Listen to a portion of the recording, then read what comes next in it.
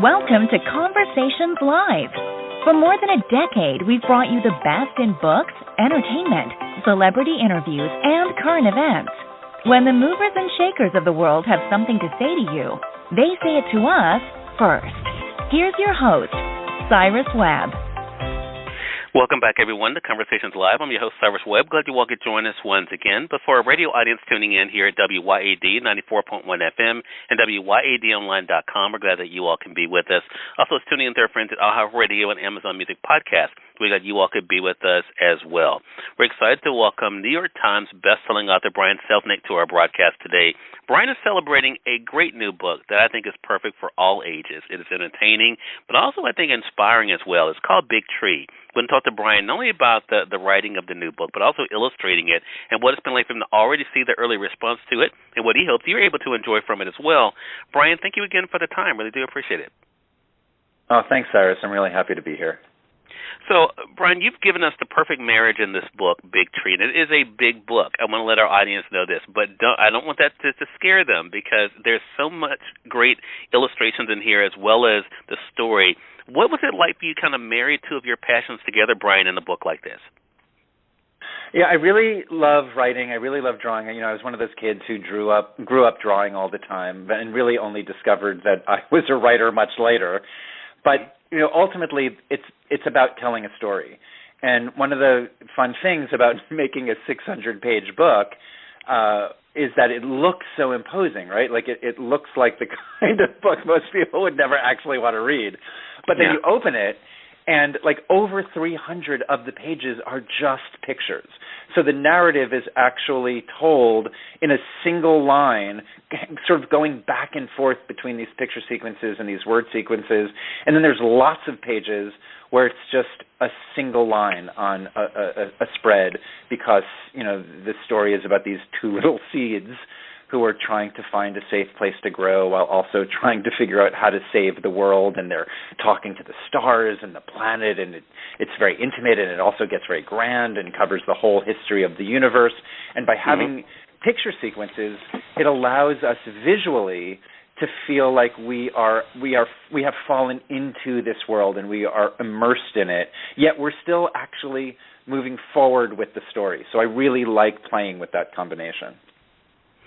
Brian, I'm going to split this conversation up, if you don't mind, into two audiences because I actually took the time to literally read the book. And what I thought was so fascinating were two things that I think make it great for young people, but also for us as adults. I want to talk about young people first because, as you alluded to with the two C's, they're such a big part of this story. One of the things that really impressed me was the fact of the gift that they were told that they were going to be given. The gift, of course, not only of roots to give them a sense of belonging and home, but also wings. So, I mean, and I think that's such a beautiful thing. Talk to us about that for yourself. What was it like for you to be able to not only be able to find your place in the world, which is how I kind of look at the roots, but also the freedom to be who you are? That's a beautiful question, and it was actually a friend of mine who's a mom who always told me that one of the things that she thought was most important for parenting was to give your children roots and wings. And, you know, she meant this idea that they know where they come from, they feel safe and secure in their family, and yet they also have the confidence and the freedom to leave home and to go out into the world and discover who they are, right? Because in the end, successful parenting is very much about letting go in many ways. And that is, you know, I'm not a parent myself, but I have a lot of children in my life, and I know a lot of parents, and I understand the sort of inherent contradiction in that feeling, you know. And so when I was starting to work on Big Tree, I knew that would make sense for a character who's actually a tree to tell her children who are seeds. And I was very lucky because my parents were very accepting of who I was as a kid, and I was I didn't play sports. I wasn't interested in the sort of things my dad was interested in. But I loved to draw. And my dad himself had parents who were very controlling about what the kids would do when they got older. And basically my dad was kind of forced into becoming an accountant. And he was very good at it, and he supported his family, which is what his parents told him he had to do. But I don't think he ever actually loved being an accountant. And so he made a vow that whatever his kids wanted to do, he would support it. So when I was little, I wanted to be an artist. When my brother was little, he wanted to be a brain surgeon. And when my sister was little, she wanted to be a kindergarten teacher. And that's what we all grew up to become. Wow. Such an amazing thing. And also keeping with that young audience, Brian, in the book, I mentioned something that comes through in the words.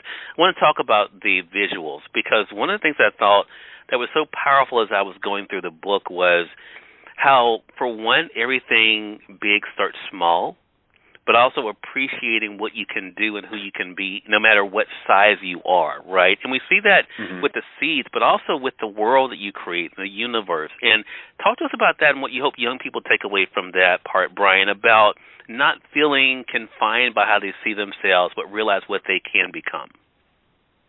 Yeah, there's a funny little conversation in the book where Louise, who's one of the two main characters who, is this sycamore seed, is dreaming about what she wants to become when she grows up. And she thinks maybe she'll be a mountain, or maybe she'll be, some kind of different tree. And her brother, who's very literal, keeps saying, "We're sycamore seeds, Louise. We have to be, we're going to grow up to be sycamore seeds." And so, we are all going to grow up, right? But as people, we can all dream, right? And then I think so often, especially kids, are asked, what do you want to be when you grow up, as if there's supposed to be one single answer. And I think one of the things that I've really appreciated as I've gotten older is that I've realized you never have to be one thing. You can be many, many things, and you can keep changing those things. You can keep exploring and staying curious and listening to the world around you, which is another one of the big themes in Big Tree, is something that I discovered for myself and became very important to me, and that's why I wanted to put that into the book. So funny you said that, Brian, because that tied into what I want to talk about with the adults. Perfect. Chapter 21 of the book with Merwin and the voice.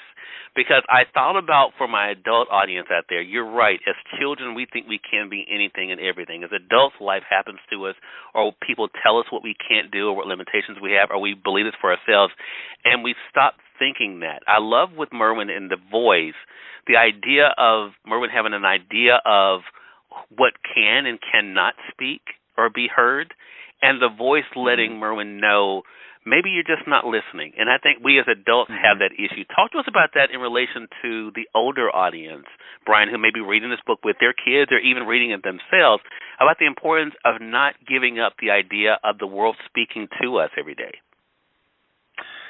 When I finished the book, some people started asking me who the characters were based on, right? Like a lot, people are always interested in, is there a real life model for this person or that character in a book? And, when I was writing Big Tree, I made up Merwin, who's very rigid and very convinced that he knows what's best and he won't listen to anybody. And I made up his sister Louise, who's very dreamy and open and is hearing this strange voice that her brother won't believe she's actually hearing. And it wasn't until people started asking me who the characters were based on that I realized they're both me. And that side of me that is very rigid, and I think so many people can relate to this idea, right? Like we want to be able to control things, and sometimes we just can't. And those moments when you have to give over, when you have to be flexible and fluid in moments when you don't think you possibly can be flexible or fluid, is very much what Merwin in the book ultimately learns. And there's something that, and again, not to give too much away, but it takes time in the book, and it takes something that seems like a tragedy. And I think for so many of us, especially today when we've all experienced, such, profound grief as a community, as a species, in so many ways we're trying to figure out what all of this means and how we're going to survive? How do we get through the day sometimes, right? How do we get through a single day?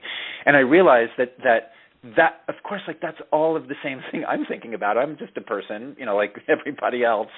And so but I was like working on this story about these two little seeds, and I came to realize that I was working through all of these things for myself through the characters. And I think for myself, being reminded that sometimes it's okay to let go, sometimes it's okay to have to allow things to happen that you don't expect to happen, to remain curious, to listen to the world, and to just try to be slightly less rigid, right? Sometimes that just simply means like listening to another person that you might not have listened to previously, or looking at a situation from another side, right? Like, that's so much what Merwin is trying to he doesn't know it, right? Because he's just fighting. He's just up against everything, and everyone's trying to stop him. But ultimately, this situation happens to him where and it's funny, like I wrote a lot of the plot of Big Tree before the pandemic, but there's actually a part of the story where Merwin gets stuck for, like a couple hundred years in a crevice. And, and it's like, if ever there was a metaphor for what the shutdown of the pandemic felt like, it's, being a seed stuck in a crevice for a couple hundred years. I think we all felt like that, and in certain ways, maybe we, a lot of us still do, but what's the good that can come out of that? I think, so much of the book is about me trying to figure out how to be hopeful, and that is what gets me through the day. Love that. Such a great way to end, and such a great book too, Brian. Congratulations to you again, everyone. Brian Selznick has been our guest. Big Tree is the book. It is out now, of course, through our friends at Amazon.com or your favorite local bookstore. And Brian, before you go, let our audience know, how can they stay connected with you? Oh, I'm on Instagram at the Brian Selznick, because Brian Selznick was already taken, and then my website is thebrianselznick.com, which has lots of information about Big Tree and the big tour I'm going on now, and lots of my other books. All right, Brian. Thank you again for the time. Really appreciate it. Looking forward to speaking with you again. Yeah, me too. It was really great to chat. Hey, thank you. And we thank your audience for tuning in to another great segment of Conversations Live. Until next time, I'm your host, Cyrus Webb, saying, as always, enjoy your day, enjoy your life, enjoy your world. Thank you all for choosing Conversations Live. Let's go make today amazing. Take care.